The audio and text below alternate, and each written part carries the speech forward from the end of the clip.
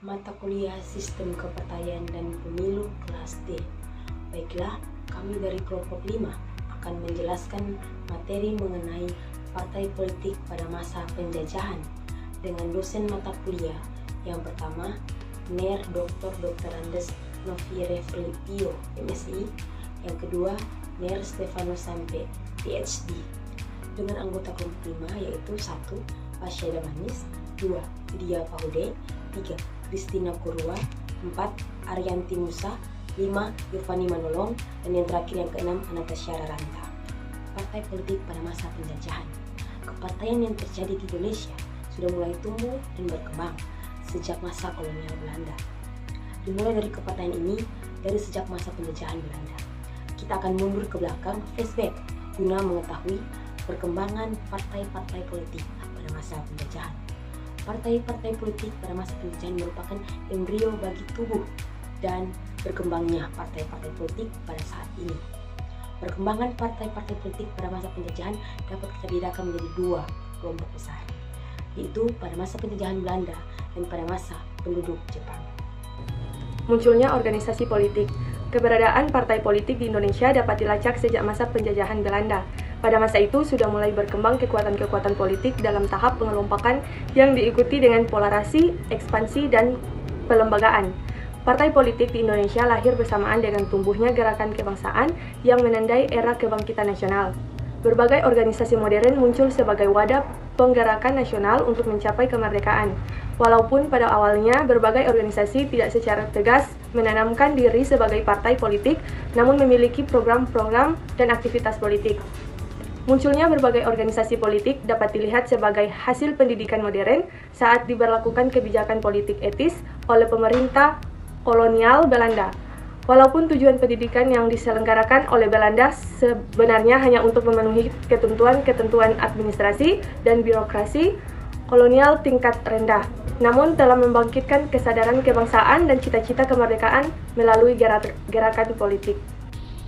Salah satu puncak perubahan pemerintah kolonial Belanda adalah dibentuknya Volksraad pada tahun 1916. Dewan itu pada awalnya hanya memiliki kekuasaan sebagai penasihat, bukan pembentuk undang-undang. Baru pada tahun 1925, berdasarkan Undang-Undang Tata Pemerintahan Hindia Belanda, Volksraad memiliki kekuasaan mengajukan petisi, membahas undang-undang, dan menyetujuinya. Namun demikian, Gubernur Jenderal memiliki hak veto sehingga wewenang tersebut tidak banyak dapat dimanfaatkan. Organisasi-organisasi politik banyak yang bersikap kooperatif dan ada juga yang mengambil jalan non-kooperatif.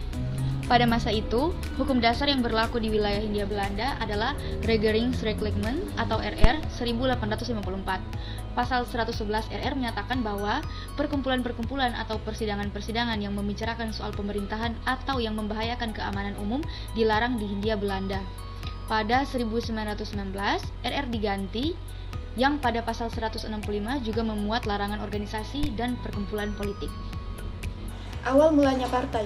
Pada tanggal 20 Mei 1908, berdirilah di Jakarta sebuah organisasi pertama di antara bangsa Indonesia yang disusun dalam bentuk modern bernama Budi Utomo di bawah pimpinan Dr. Wahidin Sudirkusodo dan Dr. Utomo.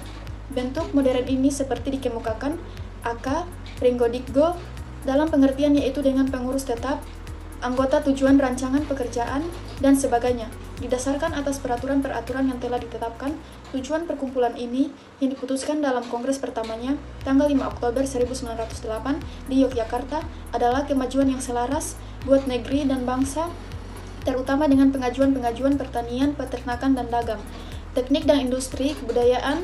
Dalam kongres tersebut ditetapkan pula RT Tirtokusumo Bupati Karanganyar sebagai ketua pengurus besar yang pertama, sedang anggota-anggota pengurus besar terdiri dari pegawai negeri atau bekas pegawai negeri belaka.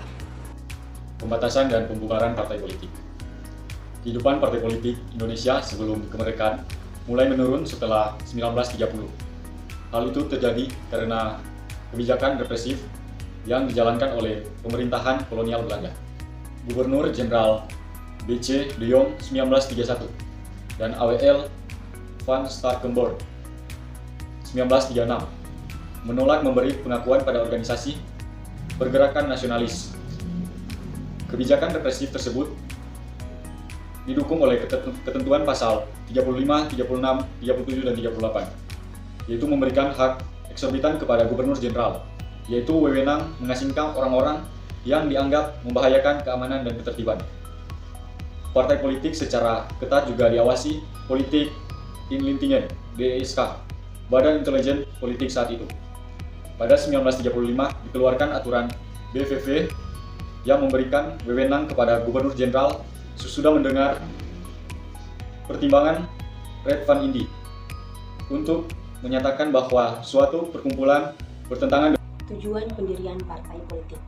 Pembentukan partai politik berdasarkan Maklumat 3 November 1945 adalah untuk memperkuat perjuangan kita mempertahankan kemerdekaan dan menjamin keamanan masyarakat.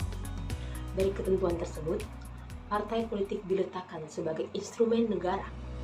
Namun, partai politik bukan sekedar instrumen untuk mencapai stabilitas politik dan merajut partisipasi masyarakat, seperti pandangan-pandangan mengenai hal tersebut, tetapi untuk mempertahankan kemerdekaan dan menjamin keamanan. Selain itu, arah pendirian partai politik yang dimaksudkan sebagai sarana untuk mengatur aspirasi rakyat dari berbagai golongan. Dengan adanya partai politik, aspirasi yang berbeda-beda dijadikan pemikiran dan program yang sistematis dan teratur untuk diperjuangkan sebagai kebijakan publik. Dengan demikian, partai berfungsi sebagai broker of idea sekaligus sebagai pelopor bagi masyarakat, serta berfungsi untuk mengelola perbedaan yang ada. Selama masa penjajahan dan perjuangan kemerdekaan di banyak negara yang dulunya dijajah, individu-individu terkemuka dalam partai politik memainkan peran yang sangat penting. Mereka berperan sebagai pemimpin, strategis, dan pemersatu dalam upaya mencapai kemerdekaan nasional. Berikut adalah beberapa contoh peran yang dimainkan oleh individu-individu terkemuka ini.